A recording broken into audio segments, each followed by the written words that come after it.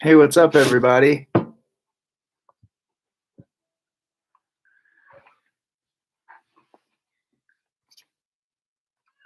Yo, yo, yo, share this. Let's get some people in here and um, start asking some questions. Can you guys hear me? zipping up my fanny, getting her out of the way.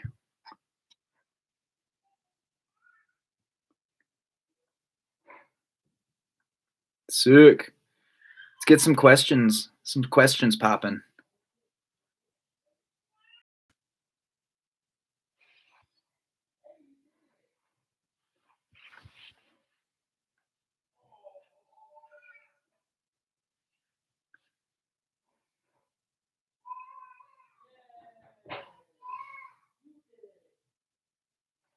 I'm live streaming a live stream of a live stream. Welcome to the future, kids.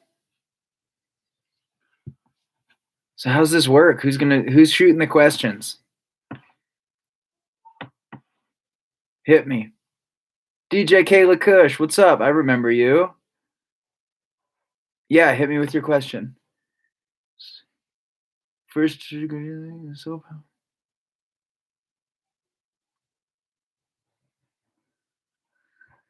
anything in particular that I experienced before writing I Am? For me, that song was, I was just, actually, you have that weird phase where you get out of your childhood and then you're that like 18 to early 20s where you're fucking about. And then somewhere in your mid 20s, you start wondering about the bits that make you up. And I was just kind of siphoning through that, and I had kind of made the decision that music was what I wanted to do. And then was like, yeah, but it's always what I've wanted to do. I've just been fucking around. And so I kind of wrote that as a letter to myself. And I've told this story many times, but it almost didn't make it on the record. I felt a little too vulnerable. I felt like an overshare.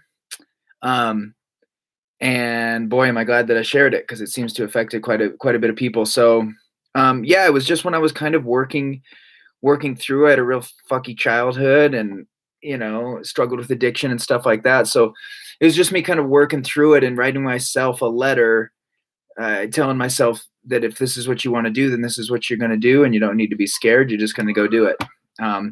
Which is still something that I tell myself. And really, I think it's why that song will never get old to me. I love playing it live because every time I sing it, I feel like I'm singing to myself. And it's a really powerful thing knowing that it has affected other humans the way it affected me. So any clue when you might begin touring again? Yeah, so we just announced a bunch of dates that start September and go through November. And man, I hope they pop off, because we have a bunch of tickets sold at the shows already. They all just got postponed. We didn't really cancel any shows. I think maybe one or two, but we postponed all of them, and then we added a bunch more shows. So if you live in the Midwest or the East Coast or the West Coast or the Northwest or the Southwest or the Southeast, we're coming to see you, if all goes as planned. Where am I located? I live in Southwest Montana, damn near the Wyoming border, in the Beartooth Mountains. They're the tallest mountains in the state.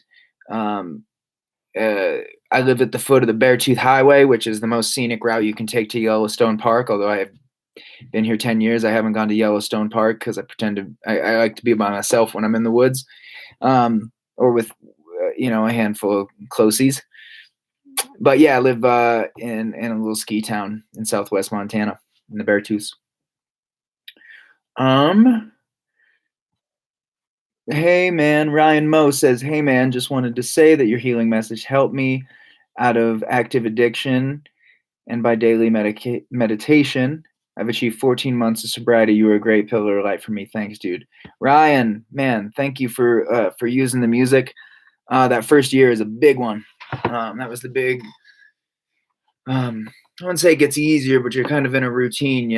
It becomes less right in your face. Congrats to you, man. 14 months. That's huge. Holler, Jeremy. Yeah, you too, brother. Stay the course. Um, what else we got? That was it. Is that it? 3 questions? You guys got to have some other questions. I'm all full of food and fury. I'm a happy place. You might hear my small 2-year-old in the back screaming his head off. Ooh, favorite venue.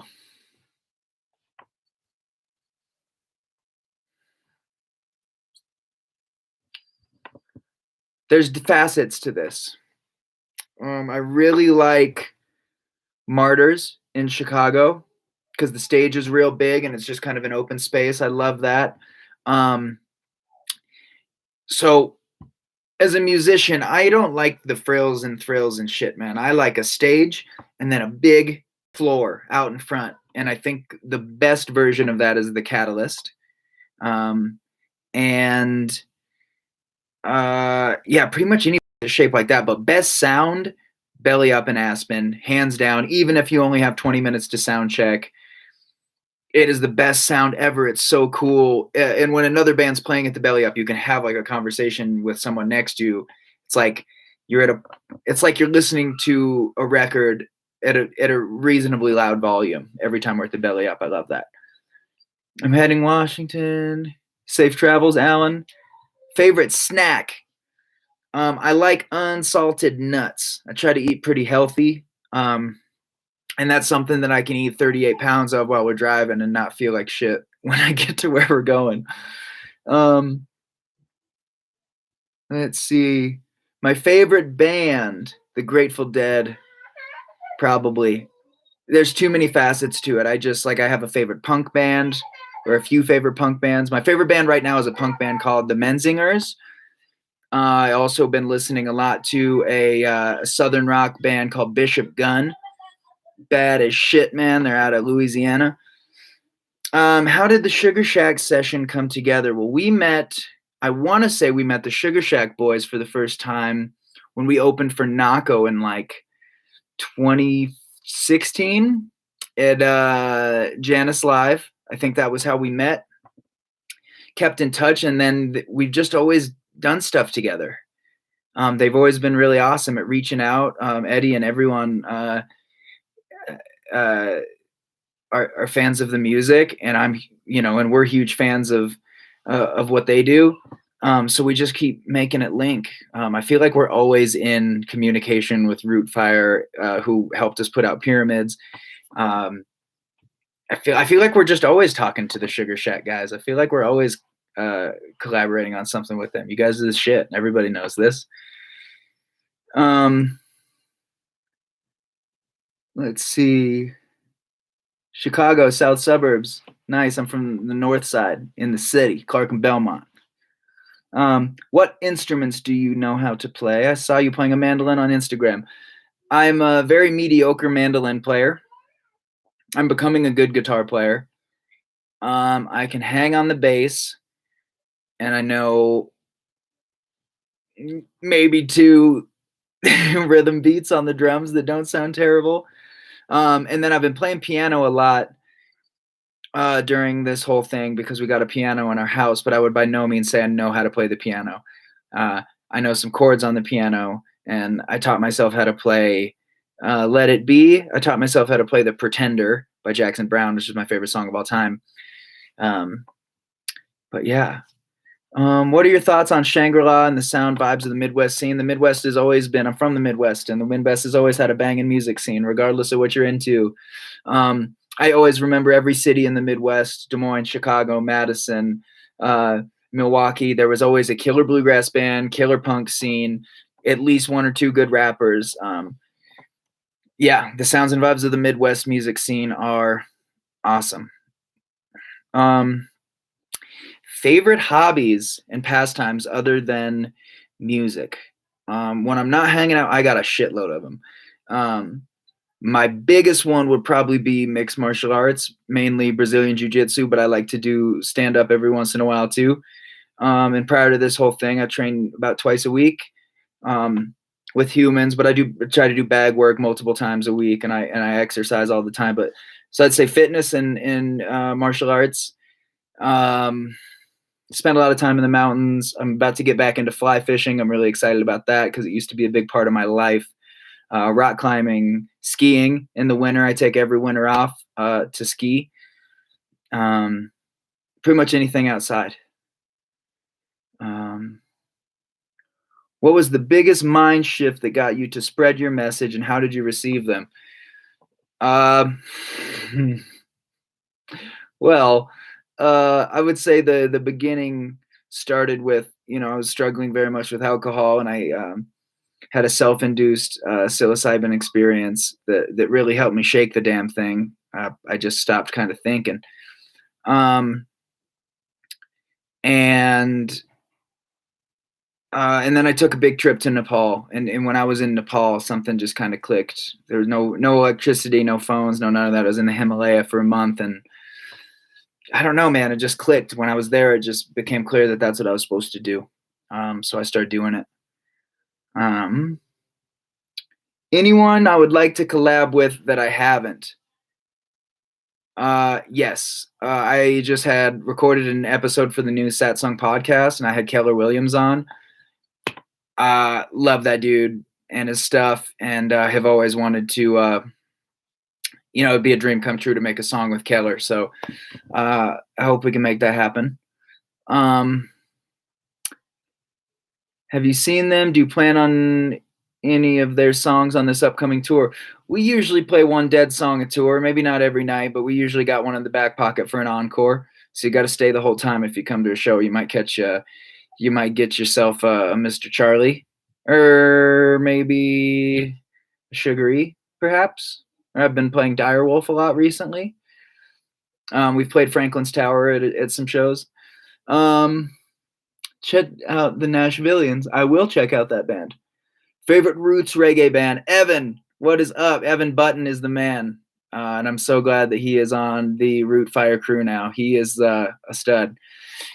Favorite roots reggae band? When it comes to reggae, I listen to the old shit. I'm talking Prince Buster, Desmond Decker, all the real early ska stuff, the Rude Boy stuff. Obviously Marley, but Peter Tosh. But yeah, I would say my real wheelhouse that gets listened to on a regular basis is very much the old Desmond Decker vibes. I love the early Bob stuff when they were still on the Rude Boy tip. Modern reggae, love the Slackers, love the Agrolites. I know they've done stuff with Sugar Shack, but the Agrolites is probably my favorite modern reggae band. I'm in Kentucky and trying to take a friend away from drug activity and clear her head. Yeah, Alan, I'll send you some prayers, homie. Have you seen Midnight Gospel on Netflix? I have not. I will add it to the list. I listen to, or on Netflix, it's funny, man. I've never seen a Star Wars movie all the way through. Feel free to chastise me. My attention span, man, even most movies, honestly, I just don't have the attention span to sit through a movie. I always feel like I could be doing something better. But if you put on like a Ken Burns any historical documentary, I will sit down and watch it from beginning to end. Music documentaries too. I watched the 6-hour Tom Petty documentary in one sitting. And I think they broke it into like 5 90-minute episodes, and I watched it in one thing. Same with the Grateful Dead, the Scorsese documentary. I watched that in one sitting.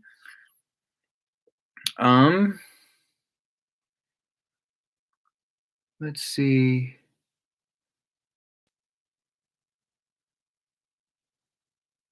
One thing that I'm excited to do when life goes back to normal, play music with my friends. It's crazy. I've been touring, for about 5 years. People have been coming to shows for about 2. But, there's a lot that goes into touring. We play 2 hours a night. And the other 22 hours of the day can be kind of a pain in the ass, really.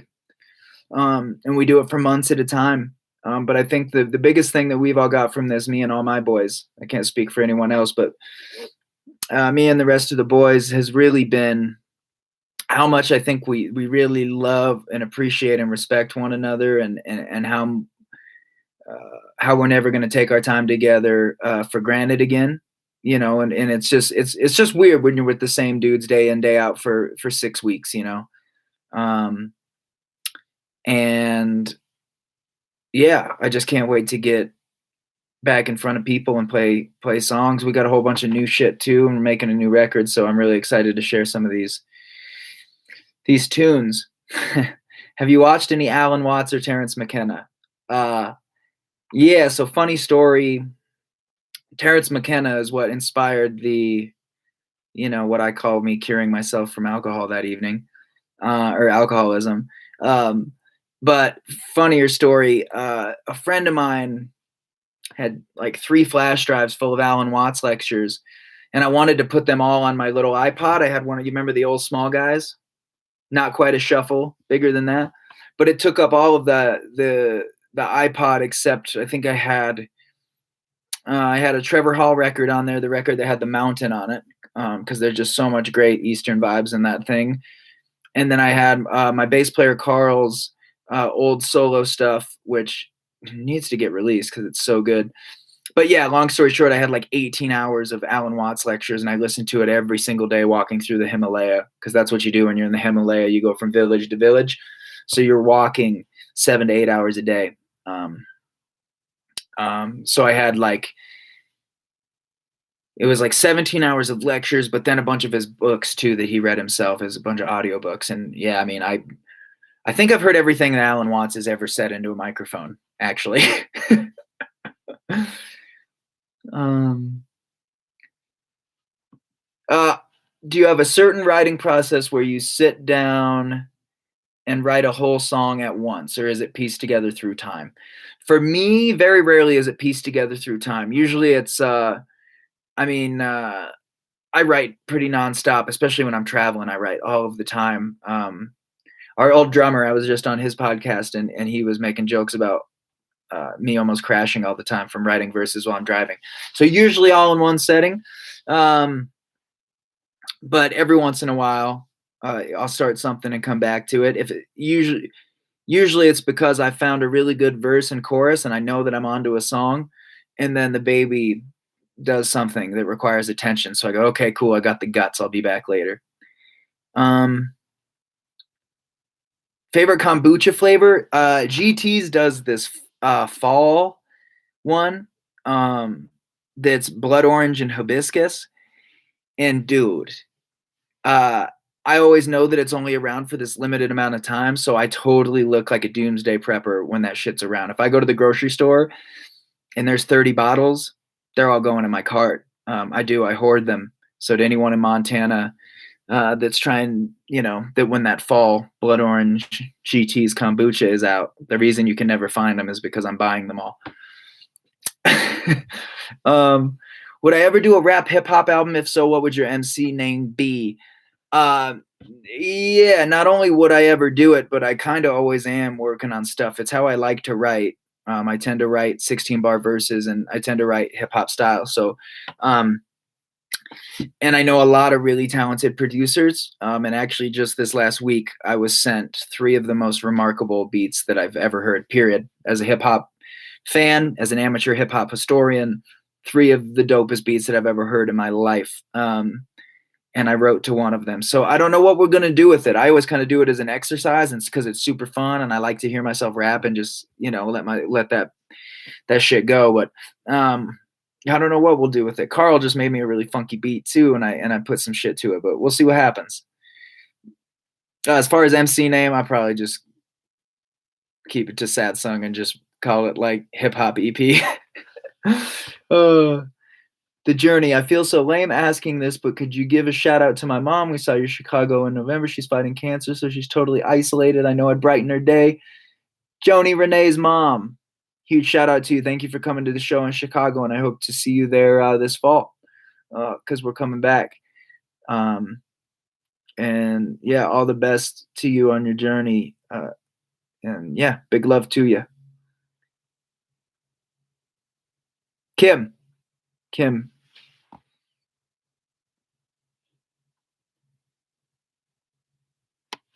How did you become so wonderful? My wife taught me how to be a normal, well, far from normal, but she taught me how to be a functioning human being. So yeah, my wife Summer gets most of the credit. Um, yeah, I have the podcast now, and my wife will actually be the next guest on the podcast. But we got some badass because this is a live and it probably won't go up. We got Mahali coming on the podcast. I have UFC champions coming on the podcast. Keller Williams, some Ayatara cats. We got a hell of a podcast, and we're dropping an episode every Friday. So keep an eye out for that. You can hear some hijinks. This episode that I recorded yesterday with Keller Williams was hilarious. It was really fun to go down memory lane, talk about going to shows as a young man. Ever done MMA? No, I haven't taken a fight. Reason being, so music is how I, not just, the most important thing to me, but it's how I take care of my family. It's how I give us shelter and food and all that good shit. So, my big concern with taking a fight has always been my this hand. You'll notice that I don't have a pinky knuckle on this one. I broke my right hand a few times and the right wrist as well. And although I can do work with 16-ounce gloves on, 14-ounce gloves, I'm just scared of them little gloves. I feel like what I would hate to have happen is for me, to lean into a punch a bit too much and catch a forehead, and then tell the 7 people that work on my team that they don't have a job because I wanted to fight someone in a cage. Also, fully, it's a huge part of my life, training and the sport itself. I've announced some fights too, but at the end of the day too, there's some fucking 20-year-old savages out there. And I hate to get picked up and dropped on my head and not be able to play music for you guys, but maybe, man, I think about it about 47 times a day. I think about taking a fight. So maybe taping the old court shut, pulling a page out of Dom's book for Bob Trader. Love you, Bobby. Do I have any pets? Yeah, 4 kids. No, we did. We had a dog, and he passed away about 6 years ago. And my wife really wants to get a dog because we got a 2-year-old. The daughter really wants to get the dog. I don't want the dog yet. No pets currently, but yeah, perhaps in the future. I used to always say I wanted an Akita. So maybe when I'm done doing the tour thing full time, I'll get myself a big scary wolf dog. Could be cool.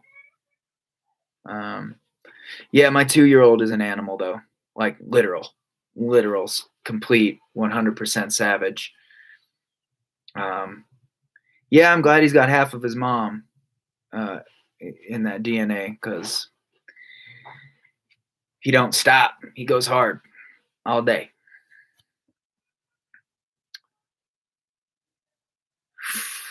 Favorite concert I've ever attended?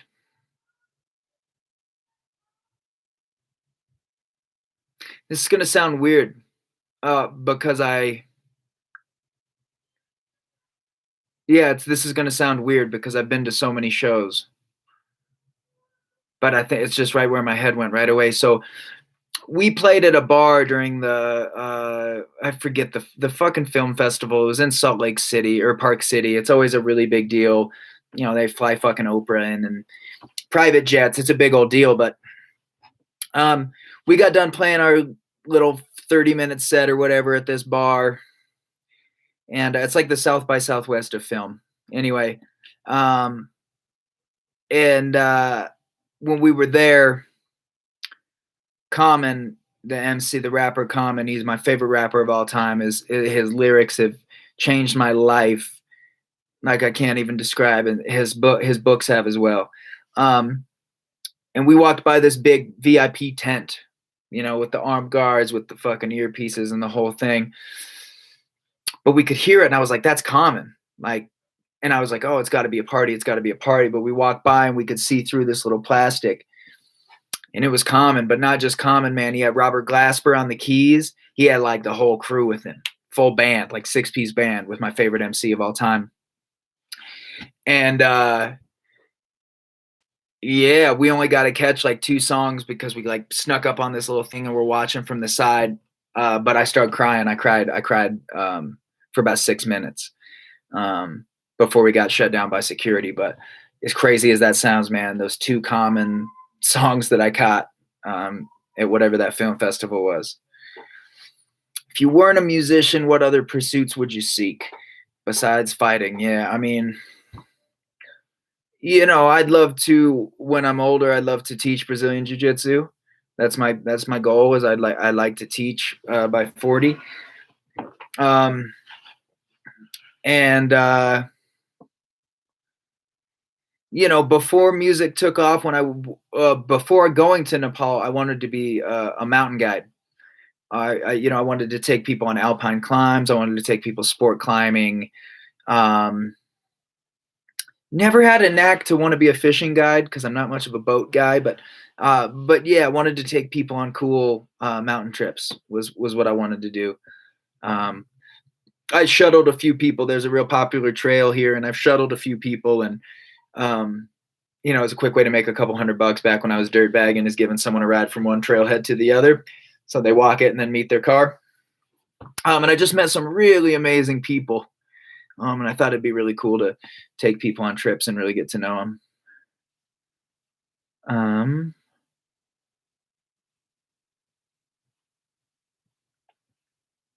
let's see what else. I think that's it. My favorite tattoo is this guy. Uh, I live in. I love Montana, man. I love my western roots. I was born out here. I'll live the rest of my life here. Um, and yeah, that's what that's for. That's Montana, right there on the throat. So everywhere I go, got it front and center. Um, what brought you to Nepal? Well, I took a job doing some survey work and made a shitload of money real fast. A guy that I worked with at a climbing shop, outdoor shop, um, was a guide over there, and he said, if you want to go on a trip, we could go just you and I could plan a group trip for right after.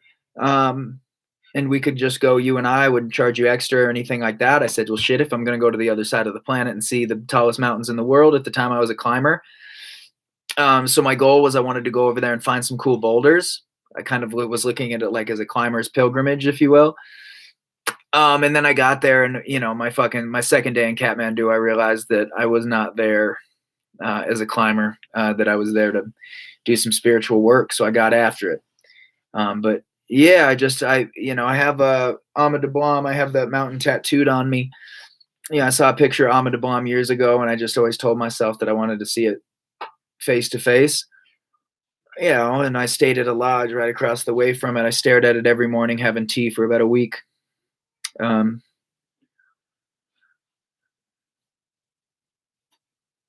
hey, thanks, Jamie. I appreciate that. Have you ever played in the desert? More specifically, Tucson. Yeah, man, we crush in Phoenix. Phoenix shows us a lot of love. And but Tucson, yeah, we played the big theater there with Nako in 2016. I don't remember the name of it, but it was cool. We played Tucson, Phoenix, and Flagstaff together. But yeah, I've been down to Tucson. I like Arizona, man. I know some, yeah, the Rialto. Yep. Yeah, I know some real nice people down there. Some of my best buds, some of my best friends that I've got from this music thing, live down there in Phoenix. So I love the desert when it's not the summer.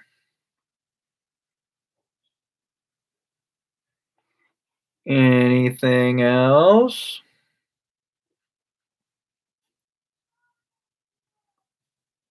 Yeah, I'm glad I got to um catch a song too.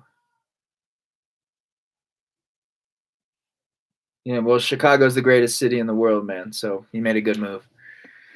If anyone has any more questions, now would be the time to ask them. Otherwise, I'm gonna go hit a workout and a shower.